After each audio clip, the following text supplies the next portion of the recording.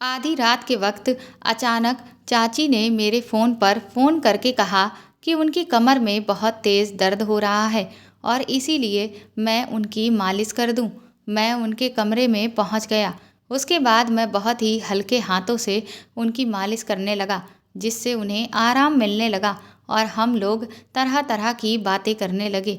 चाची ने मुझसे पूछा कि तुम्हें किन किन चीज़ों का शौक़ है, तो मैं उन्हें बताने लगा कि मुझे आउटडोर एक्टिविटीज़ बहुत अच्छी लगती हैं, जिसमें बैडमिंटन खेलना, स्विमिंग करना और घुड़सवारी करना ये मेरे फेवरेट हैं। मैंने चाची से पूछा कि और आपको क्या क्या पसंद है, तो वह मुझे भी अपनी पसंद नापसंद बताने लगी। फिर वह अचानक ही उठकर बैठ गईं और मुझसे बोली कि घुड़सवारी तो मुझे भी पसंद है। मैंने उनसे कहा कि अरे वाह, ये तो बहुत अच्छी बात है। लेकिन चाची ने न जाने क्यों बहुत ही अजीब तरीके से मेरी तरफ देखते हुए कहा कि लेकिन मुझे काले घोड़े की सवारी पसंद है। और फिर उन्होंने जिस तरह से उस जगह देखा, मैं उससे बुरी तरह से सहम गया। मेरे पूरे शरीर में एक भयंकर सिहरन सी दौड़ गई। एक अजीब सा सन्नाटा मेरे और उनके बीच पसर चुका था। कुछ देर हम दोनों एक दूसरे को टकटकी लगाए देखते रहे।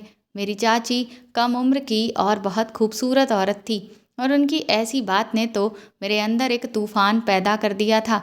और फिर वही हुआ जिसका डर था। मैंने अपना आपा खो दिया। और फिर मैंने चाची को, मेरा नाम आशीष है, मैं 17 साल का एक बहुत ही खूबसूरत नौजवान हूँ। मैं अपने माँ बाप का इकलौता बेटा हूँ। मेरे स्कूल की पढ़ाई जब कंप्लीट हुई तो पापा एक अच्छे कॉलेज की मेरे लिए तलाश करने लगे कि इसी बीच मेरे चाचा, जो कि दूसरे शहर में रहते थे, उनका पापा के पास फ़ोन आया और फिर उन्होंने हम सभी लोगों के हाल चाल लिए। उसके बाद उन्होंने हमें एक ऐसी खबर सुनाई जिसे सुनकर हम लोग दंग रह गए। उन्होंने बताया कि उन्होंने दोबारा शादी कर ली है। दरअसल मेरे चाचा की आज से 4 साल पहले शादी हुई थी, लेकिन शादी के कुछ महीनों के बाद ही चाचा और चाची के बीच में बहुत ज़्यादा झगड़ा होने लगा। घर वालों ने दोनों ही लोगों को काफ़ी समझाने की कोशिश की, लेकिन चाची चाचा के साथ रहना ही नहीं चाहती थीं और फिर वह उन्हें तलाक देकर चली गईं। उनकी तलाक की वजह मुझे आज तक नहीं पता, क्योंकि उस वक्त मैं छोटा भी था। और दूसरी बात कि चाची चाचा पर कई तरह के इल्ज़ाम लगा रही थी, और चाचा चाची पर कौन गलत और कौन सही ये किसी को भी समझ में नहीं आ रहा था, क्योंकि वह दोनों लोग दूसरे शहर में अकेले ही रहते थे। इस वजह से जब चाचा ने अपना फैसला सुना दिया कि वह चाची के साथ नहीं रहना चाहते हैं, तो मजबूरन घर वालों को भी उनका ये फैसला मानना पड़ा और उसके बाद वह दोनों अलग हो गए। चाचा सऊदी अरब में नौकरी करते थे, लेकिन वह बीच बीच में घर आते जाते रहते थे। बात करते करते जब चाचा को ये बात पता चली कि पापा मेरे लिए एक अच्छा कॉलेज ढूंढ रहे हैं, तो उन्होंने कहा कि इस शहर में एक से एक अच्छे कॉलेज हैं, इसीलिए आप आशीष को यहाँ पर ही भेज दीजिए। और वैसे भी मैं आशीष को यहीं पर बुलाने वाला था, क्योंकि अभी मेरी नई नई शादी हुई है और मैं अपनी पत्नी माला को इस शहर में अकेले छोड़कर नहीं जा सकता। और फिर अगर आशीष यहीं पर आकर कॉलेज में एडमिशन ले लेता है और यहीं रहता है, तो इससे अच्छी बात तो और कोई भी नहीं हो सकती। इस तरह से आशीष भी एक अच्छे कॉलेज में पढ़ाई कर लेगा और माला भी अकेली नहीं रहेगी, और मैं आराम से बेफिक्र होकर सऊदी वापस जा सकता हूँ।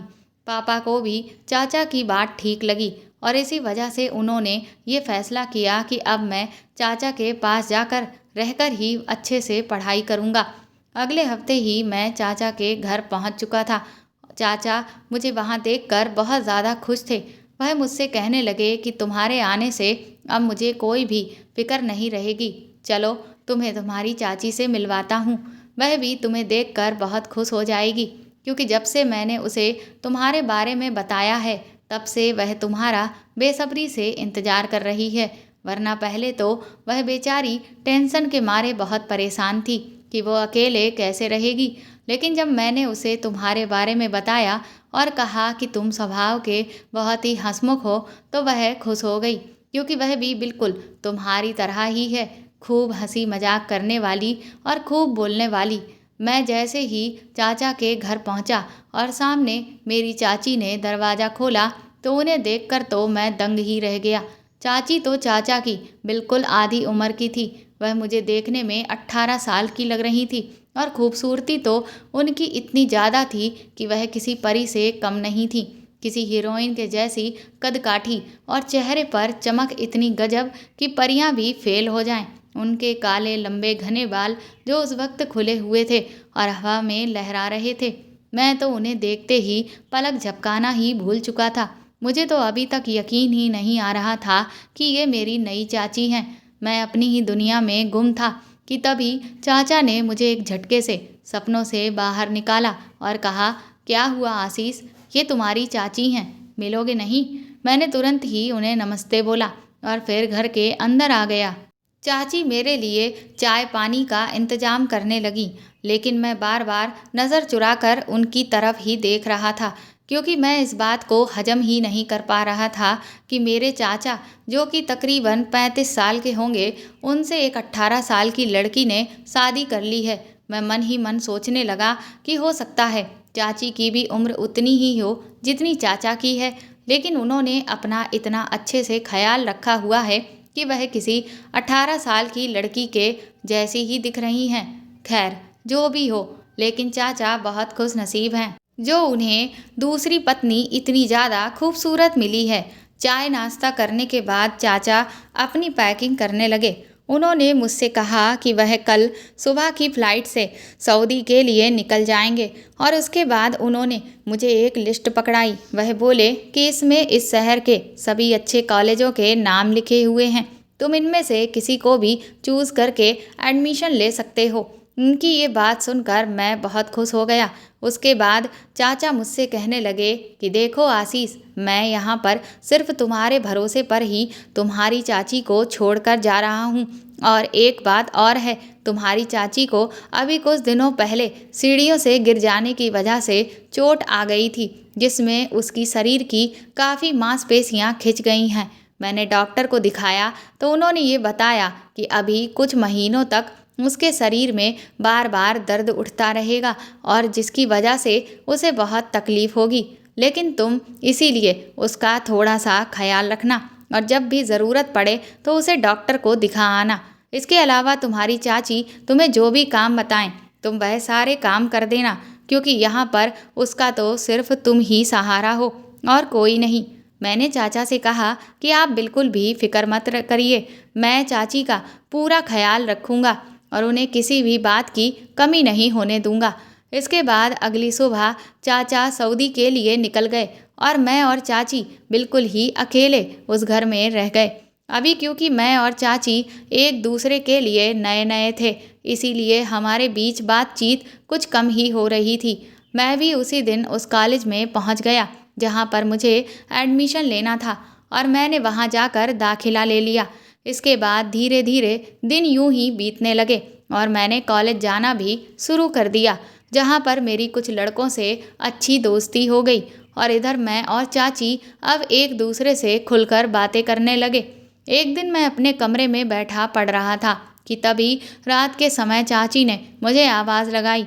मैं तुरंत ही भागकर किचन की तरफ गया तो ये देखकर मैं दंग रह गया कि चाची ने उस वक्त एक बहुत ही खूबसूरत गाउन पहन रखा था। वह गाउन जो अक्सर औरतें रात को सोते समय पहनती हैं, लेकिन वह गाउन पूरा जालीदार था जिसमें उनकी खूबसूरती झलक रही थी। मैंने तुरंत ही अपनी नज़रों को दूसरी दिशा में घुमा लिया। चाची मुझसे बोली, आशीष, क्या तुम चाय पियोगे या कॉफ़ी? मैंने चाची से कहा कि मैं कॉफ़ी पीऊँगा और उसके बाद मैं तुरंत ही अपने कमरे में जाने लगा तो चाची ने मुझे टोक दिया। वह बोली, अरे तुम कहाँ जा रहे हो? मैं अभी बस 2 मिनट में ही कॉफ़ी बनाती हूँ, उसके बाद हम दोनों लोग छत पर चलकर कॉफ़ी पियेंगे। बाहर बहुत अच्छी हवा चल रही है। छत पर ठंडी हवा में टहलते हुए कॉफ़ी पीने का मज़ा कुछ और ही होता है। चाची की बात सुनकर मैं थोड़ा टेंशन में आ गया, क्योंकि इस वक्त मैं समझ रहा था कि मेरे मन में किस तरह की भावनाएं आ रही हैं और ये सब मुझे बिल्कुल भी ठीक नहीं लग रहा था। इसीलिए मैंने उन्हें बहाना बना दिया कि आप अकेले ही छत पर चली जाइए, क्योंकि मैं इस वक्त पढ़ रहा हूँ। इतना कहकर मैं उनकी बात सुने बिना वापस अपने कमरे में आ गया। थोड़ी देर के बाद चाची मेरे लिए कॉफ़ी का मग कमरे में ही ले आईं। लेकिन वह जैसे ही मुझे कॉफ़ी देने लगी कि तभी थोड़ी सी कॉफ़ी मेरे ऊपर ही गिर गई, जिससे वह घबरा गईं और उसको पोंछने लगीं। पर उन्होंने जब ये सब किया तो एक बार फिर से मेरे पूरे शरीर में सिहरन दौड़ गई। मैं तुरंत ही उठकर पीछे हट गया। मैंने उनसे कहा कि आप फिक्र मत करिए, मुझे कुछ भी नहीं हुआ है, आप आराम से जाकर सो जाइए। और मैं तुरंत ही बाथरूम में चला गया।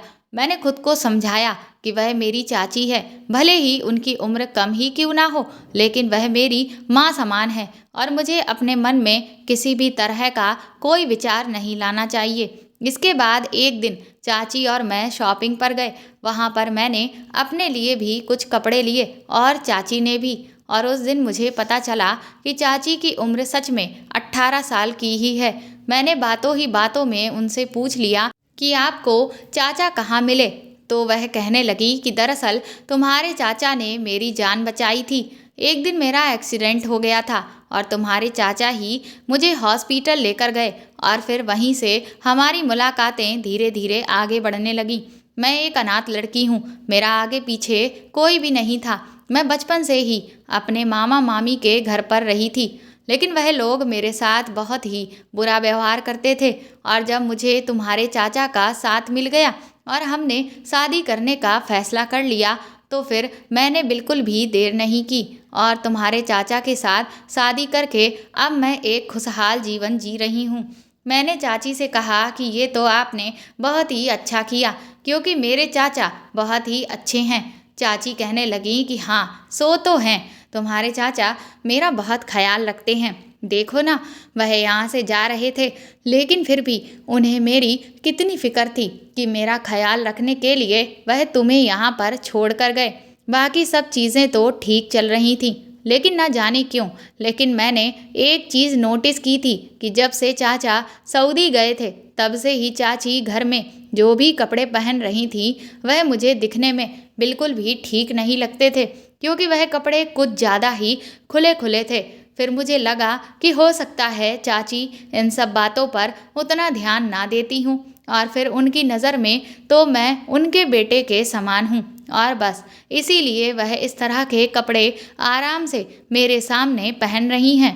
मैंने इस बात को नज़रअंदाज किया और अपनी पढ़ाई में जुट गया। इधर मेरे कॉलेज में प्रैक्टिकल शुरू हो गए थे, जिसमें मुझे अपने दोस्त के साथ प्रोजेक्ट तैयार करने को दिए गए, जिसकी वजह से मेरे दोस्त ने डिसाइड किया कि वह मेरे घर पर आकर प्रोजेक्ट को तैयार करेगा, क्योंकि उसका परिवार काफ़ी बड़ा था और वह अपने घर में प्रोजेक्ट को आराम से तैयार भी नहीं कर सकता था, क्योंकि उसके घर में हर वक्त बहुत ज़्यादा शोर होता रहता था। और मेरे घर पर तो सिर्फ चाची ही थी और कोई छोटा बच्चा भी नहीं जो हमें डिस्टर्ब करता। इसी वजह से मेरा दोस्त अमन प्रोजेक्ट के सिलसिले में हर रोज़ कॉलेज के बाद मेरे साथ घर आने लगा और फिर धीरे धीरे उसकी भी चाची से दोस्ती हो गई। चाची भी हमारे प्रोजेक्ट में हमारी मदद करने लगी। मुझे चाची का स्वभाव बहुत अच्छा लगता था। मेरा दोस्त जब भी घर आता तो चाची उसके लिए बहुत अच्छा नाश्ता बनाकर तैयार करती, जिससे वह चाची की बहुत तारीफ करता था कि तुम्हारी चाची तो कहीं से भी तुम्हारे साथ या मेरे साथ भेदभाव वाला व्यवहार नहीं करती है, बल्कि अब तो ऐसा लगता है कि वह तुम्हारी चाची नहीं बल्कि हमारे कॉलेज की कोई दोस्त हो। बातों ही बातों में मेरे दोस्त ने चाची से पूछा कि आपने कहाँ तक पढ़ाई की है। ये बात सुनकर चाची का चेहरा उतर गया। उनके उदास चेहरे को देखकर हम पूछने लगे कि क्या हुआ, तो उन्होंने बताया कि उनके मामा मामी ने तो उन्हें मुश्किल से 12वीं कक्षा पास करने को दी। उसके बाद तो उन्होंने साफ इनकार कर दिया कि वह उनकी पढ़ाई पर पैसे खर्च नहीं कर सकते और इसी वजह से वह चाहते हुए भी आगे की पढ़ाई जारी नहीं रख पाईं। मैंने चाची से कहा कि लेकिन अब तो आपके साथ ऐसा कुछ भी नहीं है, अभी तो आपकी कोई खास उम्र भी नहीं है, इसलिए आप चाहें तो अपनी पढ़ाई को दोबारा शुरू कर सकती हैं और मुझे नहीं लगता कि चाचा इन सब चीज़ों के लिए मना करेंगे। इसीलिए आप एक काम करिए, मेरे कॉलेज में एडमिशन ले लीजिए। ये सुनकर मेरा दोस्त भी बहुत खुश हो गया। वह कहने लगा कि हाँ, आप भी वहीं पर आ जाइए, फिर हम तीनों लोग खूब मस्ती करेंगे और जमकर पढ़ाई भी करेंगे।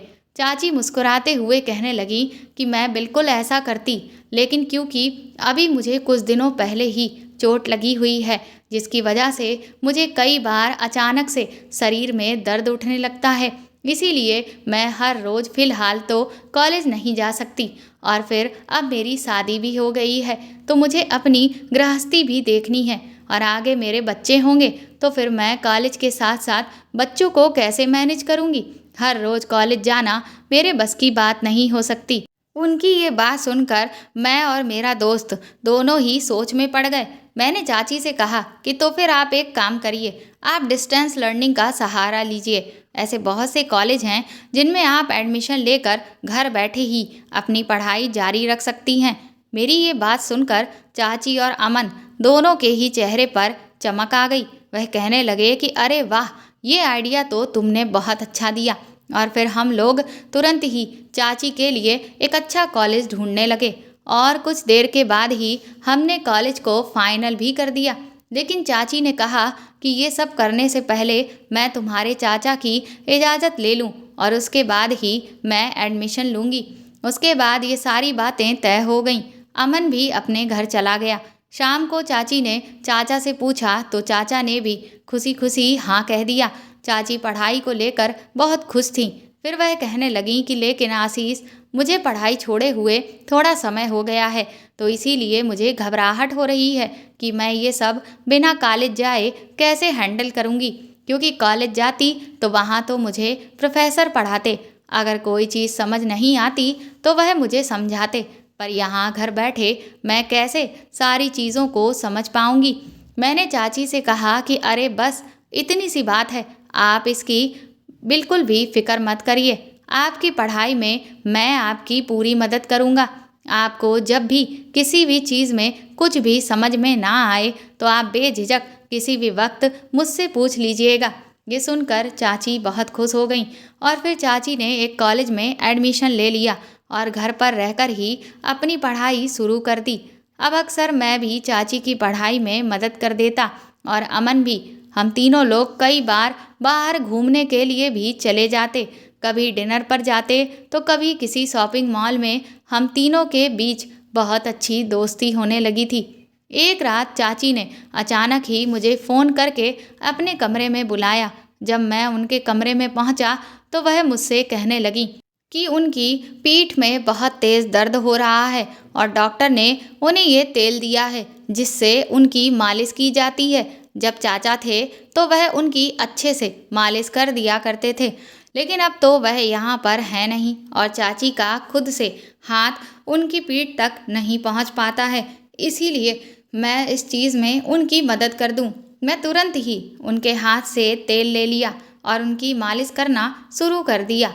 लेकिन न जाने क्यों जब मैं उनकी मालिश कर रहा था तो वह तिरछी निगाह से मुझे बहुत ही अजीब तरीके से देख रही थी।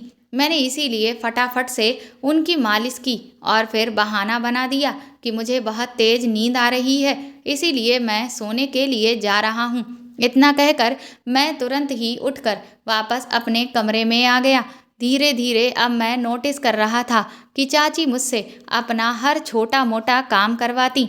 जैसे कभी कहीं जा रही होती तो कभी अपना मंगलसूत्र या नेकलेस मुझसे ही पीछे बांधने के लिए कहती, कभी मुझसे अपनी साड़ी का पल्लू बनवाती तो कभी कुछ। वैसे इन सब चीज़ों में कोई खराबी नहीं थी, क्योंकि अगर मैं वहाँ था तो उनकी मदद मैं कर सकता था। लेकिन वह मुझसे जो भी काम करवाती उस वक्त वह मेरे करीब आने की भी कोशिश करती और मुझे अजीब तरह से देखा करती, जिससे मुझे बहुत घबराहट होने लगी थी और उन पर शक होने लगा था कि कहीं चाची के मन में कुछ और ही तो नहीं चल रहा है। इस वजह से मैं अब उनसे दूरी बनाने लगा और बहुत ही कम बात करने लगा। वो अक्सर मुझसे कहती कि मैं उन्हें चाची ना कहूँ बल्कि माला कहकर बुलाऊं, लेकिन मैंने मना कर दिया। एक रात बहुत तेज बारिश हो रही थी और तभी मेरे दरवाजे पर बहुत ज़ोरदार दस्तक हुई। बाहर भयंकर तूफान आया हुआ था। चाची मेरे कमरे में आ गई और मुझसे बोली कि मैं आज रात यहीं सोऊंगी, क्योंकि मुझे इतनी तेज बारिश से बहुत ज़्यादा डर लगता है। घबराहट के मारे मुझे नींद ही नहीं आ रही है। उनकी ये बात सुनकर मैं डर गया। मैं यही सोचने लगा कि चाची अगर मेरे कमरे में सोएंगी, वो भी पूरी रात, तो फिर ना जाने आगे क्या होगा। मैंने चाची से कहा कि अरे, आप इतनी बड़ी होकर सिर्फ एक मामूली सी बारिश से डर रही हैं। आप घबराइए नहीं, मैं तो आपके बगल वाले कमरे में ही हूँ। अगर आपको किसी भी चीज़ की ज़रूरत हो तो आप मुझे बता दीजिएगा। लेकिन चाची ने मेरी कोई भी बात नहीं सुनी और तुरंत ही दंदनाती हुई वह मेरे बिस्तर पर जाकर लेट गईं। मैं एक टक खड़े होकर उन्हें देख रहा था। फिर वह मुझसे बोली कि अरे, तुम वहाँ क्यों खड़े हो? आओ, तुम भी इधर ही लेट कर सो जाओ। उनकी इस बात से मुझे बहुत ही ज़्यादा अजीब सा महसूस होने लगा। ऐसी उलझन भरी स्थिति बन चुकी थी कि मुझे कुछ भी समझ नहीं आ रहा था। मैंने उनसे कहा कि अब तो मैं जाग ही गया हूँ, इसीलिए सोच रहा हूँ कि कुछ देर बैठकर पढ़ाई ही कर लूँ। उसके बाद मैं बहाना बनाने के लिए चुपचाप बैठकर पढ़ने लगा और इस बात का इंतजार करने लगा कि चाची कब गहरी नींद में सो जाएं। और जब मुझे लगा कि वह अब सो चुकी हैं तो मैं धीरे से उठकर सोफे पर लेट गया। अगले दिन चाची ने सुबह उठकर मुझसे इस बात की शिकायत की कि मैं सोफे पर लेटकर क्यों सोया, क्यों मैं उनकी वजह से इतना परेशान हुआ। वह बहुत ही ज़्यादा फिक्र जताने लगी कि मैं तो ठीक से सो भी नहीं पाया होगा। लेकिन मैंने उनसे कहा कि ऐसा कुछ भी नहीं है। अब मैंने चाची से बातचीत करना बहुत ही कम कर दिया था। ज़्यादातर मैं अपनी ही पढ़ाई ही करता रहता था, जिसकी वजह से वह मुझसे अब शिकायत करने लगी थी कि क्या है आशीष, अब तो तुम पहले की तरह बिल्कुल भी नहीं रहे। अब तो तुम मुझसे ना तो ज़्यादा बात करते हो, ना ही मुझे कहीं घुमाने फिराने के लिए लेकर जाते हो। मैंने चाची से कहा कि दरअसल मेरे एग्ज़ाम्स आने वाले हैं और मुझे पढ़ना है, बस इसीलिए मैं अब आपके लिए इतना ज़्यादा समय नहीं निकाल पाऊँगा, मुझे माफ़ कर दीजिएगा। ये कहकर मैं वापस अपने कमरे में आ गया और दरवाज़ा अंदर से बंद कर लिया। लेकिन उसी रात एक बार फिर से मुझे अपने कमरे में चाची ने बुलाया और मुझसे अपनी पीठ की मालिश करने के लिए बोला। मैं जैसे ही उनकी मालिश करने लगा, उसके थोड़ी ही देर के बाद चाची अचानक से उठकर बैठ गईं और फिर कहने लगी कि तुमने अभी तक मुझे अपनी हॉबीज़ के बारे में तो बताया ही नहीं। तो मैंने उनसे कहा कि दरअसल मुझे आउटडोर एक्टिविटीज़ पसंद हैं और जिसमें मुझे ट्रैवलिंग करना, बैडमिंटन खेलना, स्विमिंग करना, घुड़सवारी करना, ये सारी चीज़ें पसंद हैं। क्योंकि उन्होंने मुझे ये सवाल किया था, इसीलिए मैंने भी उनसे पूछा कि और आपको क्या क्या पसंद है। तो वह मेरी तरफ अजीब तरीके से देखकर कहने लगी कि घुड़सवारी तो मुझे भी पसंद है। मैंने उनसे कहा कि अरे वाह, आपकी ये पसंद तो मुझसे मिलती है। फिर वह एक जगह पर देखते हुए कहने लगी कि लेकिन मुझे सिर्फ और सिर्फ काले घोड़े की सवारी ही पसंद है। और उनके चेहरे पर उस वक्त जो अजीब सी मुस्कान तैर गई, उससे तो मेरे पूरे शरीर में सिहरन सी दौड़ गई। मैं पसीने से तरबतर होने लगा। मेरे और उनके बीच एक अजीब सा सन्नाटा पसर गया। वह अभी भी बार बार मुझे इशारे में कुछ समझाने की कोशिश करने लगी, जिसे मैं बहुत अच्छे से समझने भी लगा। और तभी फिर मैंने अपना आपा खो दिया और मैं उन पर ज़ोर से चिल्लाया कि आप मुझसे ये कैसी बातें कर रही हैं। मेरे ऐसा कहते ही चाची थोड़ा सा घबरा गई और कहने लगी कि आशीष, तुम शायद मुझे गलत समझ रहे हो। मैंने उनसे कहा कि मुझे नहीं लगता कि मैं आपको गलत समझ रहा हूँ। इतना कहकर मैं तुरंत ही उनके कमरे से बाहर निकल आया। मुझे इस वक्त बहुत तेज गुस्सा आ रहा था। मुझे समझ नहीं आ रहा था कि चाची ने मुझसे इस तरह की बात क्यों की और मुझे इस तरह से इशारा क्यों किया। अब मुझे चाची की हरकतें कुछ ठीक नहीं लग रही थी। उस दिन के बाद से तो मैंने चाची से और भी ज़्यादा बात करनी बंद कर दी।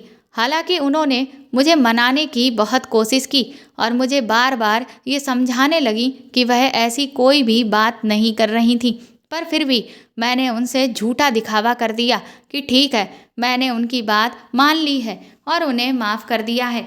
एक दिन कॉलेज में अचानक ही मेरी थोड़ी तबीयत खराब हुई और जब मैं जल्दी घर वापस लौट आया तो ये देखकर दंग रह गया कि चाची के कमरे से मेरे दोस्त अमन के हंसने की आवाज़ें आ रही थीं। अमन ने तो कहा था कि आज उसे अपनी माँ को अस्पताल में लेकर जाना है, लेकिन वह तो यहाँ पर अकेले चाची के साथ क्या कर रहा था। मुझे चाची पर तो पहले से ही शक था, लेकिन मेरा दोस्त अमन भी मुझसे झूठ बोलकर यहाँ आ रहा है, इस बात का तो मैं अंदाजा भी नहीं लगा सकता था। अभी मैं चुपचाप खड़ा होकर उनकी बातें सुनने लगा। वह दोनों मेरा ही मजाक उड़ा रहे थे। चाची कहने लगी कि तुम्हारा दोस्त आशीष तो एक नंबर का डरपोक है। मैंने तो उसे न जाने कितनी बार इशारा किया, लेकिन मुझे तो लगता है कि उसमें आदमियों वाली कोई बात ही नहीं है और इसीलिए वह हर वक्त मुझसे छुपा छुपा घूमता है। लेकिन सच कहूँ, मुझे तो तुम में एक असली मर्दों वाली बात नजर आती है।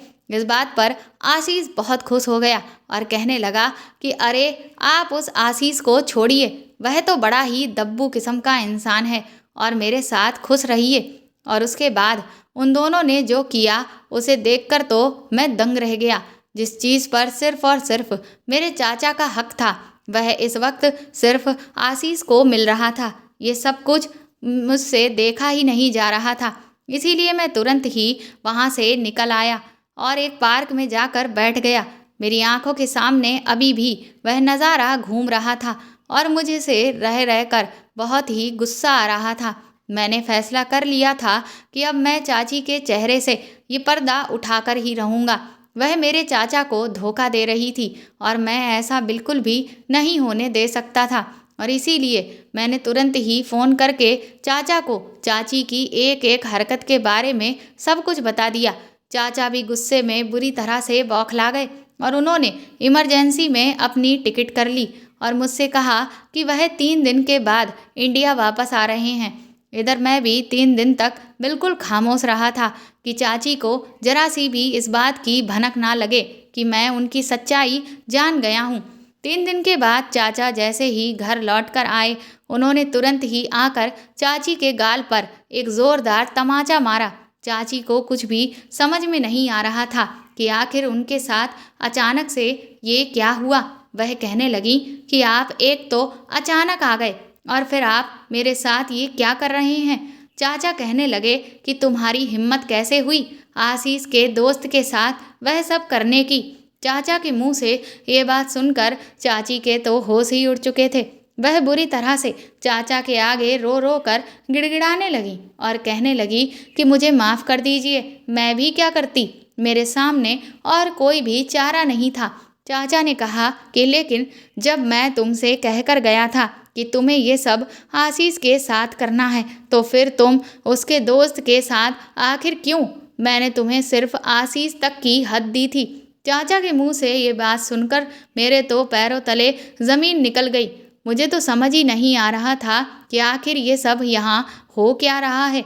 चाचा कहने लगे कि वैसे तो तुम बहुत लंबी लंबी फेंकती थी कि तुम इतनी खूबसूरत हो कि अच्छे अच्छों का ईमान डिगा दो, और तुम इस अदने से लड़के को अपने काबू में नहीं कर पाई। चाची कहने लगी कि मैंने तो ना जाने कितनी कोशिश की, ना जाने कितनी बार मैंने ऐसी ऐसी हरकतें की कि ये अपना होश खो बैठे, लेकिन ये न जाने किस मिट्टी का बना हुआ है। इसने तो मेरे करीब आने की जगह उल्टा मुझसे दूरियां ही बना ली थीं। मैंने इसे कई बार समझाने की भी कोशिश की, लेकिन ये तो कुछ भी समझने को तैयार ही नहीं था। और फिर इसीलिए मैंने सोचा कि जब ये मेरे काम नहीं आ सकता तो फिर मैं इसके दोस्त से ही अपना काम बनवा लेती हूँ। उन दोनों लोगों की ये बात सुनकर मुझे अचानक गुस्सा आया और मैंने चाचा से कहा कि आप ये कैसी बातें कर रहे हैं। इस पर चाचा मेरी तरफ गुस्से से पलटे और कहने लगे कि देख आशीष, तुझे मेरा ये काम करना ही पड़ेगा।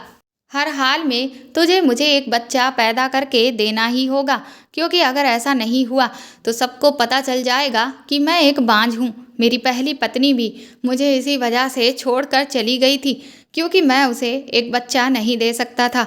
लेकिन अब मैं अपनी दूसरी पत्नी को नहीं खोना चाहता और समाज में इस बात का रुतबा भी रखना चाहता हूँ कि मैं भी बच्चा पैदा करने के लायक हूँ। मैं एक नामर्द नहीं हूँ। जब पहली बार मेरा तलाक हुआ था तो मेरी पहली पत्नी ने मुझे इस बात को लेकर बहुत बदनाम कर दिया था और फिर हर कोई मुझे शक की नज़र से देखने लगा था। हर कोई मुझ पर उंगली उठा रहा था और मैं ये बर्दाश्त नहीं कर सकता कि कोई भी मुझे नामर्द कहे, और इसी वजह से मैंने ये दूसरी शादी की, ताकि दूसरों के दिमाग में जो ये शक का कीड़ा है उसे मैं पूरी तरह से खत्म कर सकूं। तुझे मेरे माथे पर लगा हुआ ये कलंक मिटाना ही होगा हर हाल में, वरना मेरी इज्जत खाक में मिल जाएगी और सबको पता चल जाएगा कि मैं एक नामर्द हूँ और बच्चा पैदा करने के काबिल नहीं हूँ। मैंने अपने इसी इरादे की वजह से तुझे यहाँ कॉलेज में एडमिशन लेने के लिए कहा था, और इसीलिए मैं तुझे तेरी चाची के साथ अकेला छोड़ कर गया, ताकि वह तुझे अपने जाल में फंसा सके और तुझसे मेरा वंश बढ़ाने वाला ले सके, क्योंकि मैं यही चाहता था कि मेरा जो वारिस हो वह इसी परिवार के किसी व्यक्ति से पैदा हो, और मुझे तुझसे बेहतर और कोई भी ऑप्शन नहीं लगा, क्योंकि तेरी और तेरी चाची की उम्र लगभग एक ही है, तो तुम दोनों के बीच ये चीज़ ज़्यादा आसानी से हो जाती। लेकिन तू पता नहीं किस मिट्टी का बना हुआ है, इसकी खूबसूरती पर तो हर कोई एक बार में ही फिदा हो जाता है, पर तू तो आज तक नहीं पिघला। पहले तो चाचा मेरे सामने गिड़गिड़ाने लगे और मुझसे कहने लगे कि मैं उनका ये काम कर दूं, लेकिन मैंने साफ इनकार कर दिया। मैंने कहा कि आपकी इस गिरी हुई हरकत में मैं आपका बिल्कुल भी साथ नहीं दे सकता, और इसी वजह से मैं अब यहाँ से जा रहा हूँ। इतना कहते ही मैं जैसे ही अपने कमरे की तरफ अपना सारा सामान समेटने को आगे बढ़ा कि तभी अचानक से किसी ने मेरे सर पर पीछे से ज़ोरदार वार किया और मैं वहीं पर बेहोश हो गया। और जब मुझे होश आया तो मैं अपने कमरे में बिस्तर पर बंधा हुआ था और चाचा चाची मेरे सामने खड़े हुए थे। चाचा कहने लगे कि तुझे मेरा ये काम हर हाल में करना ही पड़ेगा, चाहे खुशी खुशी या फिर ज़बरदस्ती। अगर तू मेरी बात प्यार से मान जाता तो मुझे तेरे साथ ये सब कुछ नहीं करना पड़ता, लेकिन अब मैं क्या करूं? मुझे भी अपनी नाक बचानी है और अपना वंश हर हाल में बढ़ाना ही है, इसीलिए अब मुझे यही करना पड़ेगा। चाचा ने चाची से कहा कि अब अगर इस मामले में कोई भी गलती हुई तो फिर मुझसे बुरा कोई भी नहीं होगा। चाचा ने चाची से कहा कि जाओ इसके लिए दूध बनाकर लाओ, और वह जो गोली मैंने तुम्हें बताई थी वह भी उसमें मिला देना। इतना कहकर चाचा और चाची दोनों ही लोग कमरे से बाहर निकल गए और मैं इधर बुरी तरह से छटपटा रहा था। मुझे रोना आ रहा था कि ये मेरे साथ क्या हो गया। मेरे ही सगे चाचा मेरे साथ ऐसा कैसे कर सकते हैं? सिर्फ अपने अहम और समाज की नज़रों में उठने के लिए वह मेरा इस्तेमाल करना चाहते हैं। उन्हें जरा सी भी शर्म नहीं आ रही ये सब कुछ करते हुए। मैं ये सब सोचकर बुरी तरह से रोने लगा और अपने हाथ पैर हिला हिला कर रस्सियों को खींचने लगा, लेकिन रस्सियाँ काफ़ी मजबूती से बंधी हुई थीं, जो खुलने का नाम ही नहीं ले रही थीं। कि तभी अचानक ही मेरे कमरे की खिड़की से मैंने अमन को मेरे कमरे में आते देखा। उसे देखकर मैं दंग रह गया। उसने मुझे चुप रहने का इशारा किया और मेरे हाथ पैरों को खोल दिया। मैंने तुरंत ही उसे उस वक्त गले से लगा लिया। हालांकि इस पल से पहले मैं उससे नफरत करता था, लेकिन उस वक्त उसने मुझे बहुत बड़ी मुसीबत से बचाया था। फिर हम दोनों तुरंत ही खिड़की से कूदकर बाहर भाग गए।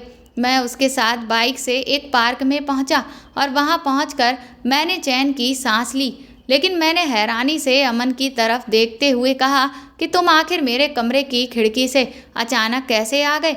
तब अमन ने बताया कि मैं तेरी चाची से मिलने के लिए आया था, लेकिन मुझे क्या पता था कि तेरे चाचा घर आ चुके हैं। लेकिन मैं जैसे ही दरवाजे पर पहुंचा तभी तुम लोगों के बात करने की आवाज़ मेरे कानों में पड़ी, तो मैं खड़े होकर वहीं पर सब कुछ सुनने लगा। और फिर अचानक ही मैंने देखा कि तेरे चाचा तेरे साथ क्या कर रहे हैं। मैं जानता हूँ मेरे दोस्त कि तू एक सीधा साधा इंसान है और तेरे साथ गलत होते हुए देख मुझसे रहा नहीं गया। मैं अपने दोस्त के साथ ये सब नहीं होने दे सकता था और बस इसीलिए मौका पाते ही मैंने तेरे कमरे की खिड़की से आकर तुझे बचा लिया। मैंने अमन को एक बार फिर से गले लगाकर थैंक यू बोला, क्योंकि आज अगर वह सही वक्त पर नहीं आता तो मेरी तो ज़िंदगी ही बर्बाद हो चुकी होती। मैंने तुरंत ही उसके फ़ोन करके पापा को सब कुछ बता दिया, जिसे सुनकर वह खुद भी दंग रह गए कि उनका ही छोटा भाई इतनी गिरी हुई हरकत कर सकता है। उसके बाद मैंने अमन से कुछ पैसे लिए और ट्रेन की टिकट खरीद कर मैं अपने घर पहुंच गया। मेरे घर वालों का भी मेरी तरह ही बहुत बुरा हाल था। वह भी कभी सपने में भी नहीं सोच सकते थे कि मेरे खुद के सगे चाचा मेरा इस तरह का इस्तेमाल करने की कोशिश करेंगे। इसके बाद पापा ने चाचा के पास जाकर उन्हें बहुत खरी खोटी सुनाई और उनसे सारे रिश्ते नाते खत्म कर दिए। पापा ने कहा कि अगर ये हरकत किसी और ने मेरे साथ की होती तो अब तक वह इंसान जेल में होता, लेकिन क्योंकि चाचा उनके सगे भाई थे, बस इसी बात पर वह उन्हें छोड़ रहे हैं। उसके बाद मैं वहाँ से अपना सारा सामान समेट कर वापस अपने शहर में आ गया और वहाँ पर मैंने दूसरे कॉलेज में एडमिशन ले लिया। मुझ पर जो भी बीती उससे मुझे बहुत गहरा सदमा लगा था। मैंने कभी सपने में भी नहीं सोचा था कि मेरे साथ कुछ ऐसा भी हो सकता है। क्या लोग अपने फ़ायदे के लिए रिश्तों को तार तार कर देते हैं? दोस्तों, कभी कभी हमारे अपने ही हमें इस तरह का धोखा देते हैं कि हमारे लिए यकीन करना मुश्किल पड़ जाता है। लेकिन इंसान अपनी खुदगर्जी में कब इतना अंधा हो जाए कि वह सारी हदों को पार कर दे, ये आज के ज़माने में बिल्कुल भी नामुमकिन नहीं है। क्योंकि आज के समय में हर किसी के अंदर हद से ज़्यादा स्वार्थ भरा पड़ा है। हर कोई अपने स्वार्थ के लिए दूसरों का इस्तेमाल करना चाहता है, जिसमें वह ना तो किसी की भावनाओं के बारे में सोचता है और ना ही किसी की फिक्र करता है। इसीलिए हमें हर वक्त अपने आसपास की चीज़ों पर ध्यान देना चाहिए और कभी भी किसी पर अंधा विश्वास नहीं करना चाहिए।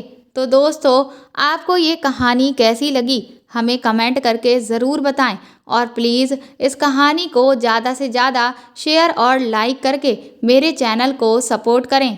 साथ ही अगर आप चाहें तो मुझे सुपर थैंक्स भी खरीद कर दे सकते हैं। सुपर थैंक्स का ऑप्शन आपको इस वीडियो के नीचे दिए हुए सभी ऑप्शंस में दिख जाएगा, जो कि हार्ट शेप में बने हुए डॉलर के साइन के तौर पर है। और अगर आप मेरे चैनल पर नए हैं तो सब्सक्राइब करके बेल आइकन को ज़रूर दबा दीजिएगा, ताकि आगे भी मैं आपको ऐसी ही अच्छी कहानियाँ सुनाती रहूँ। Thank you.